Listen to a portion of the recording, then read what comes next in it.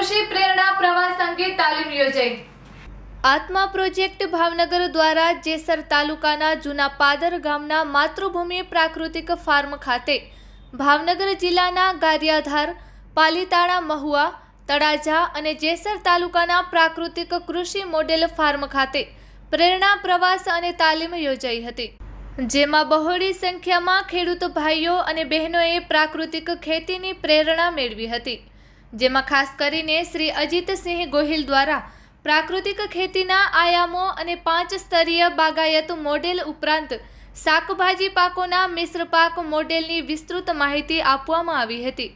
આ ઉપરાંત સરકાર શ્રી દ્વારા આપવામાં આવેલ જીવામૃત અને ધનજીવામૃતના BRC યુનિટની રૂબરૂ મુલાકાત સાથે વિસ્તૃત માહિતી આપી હતી।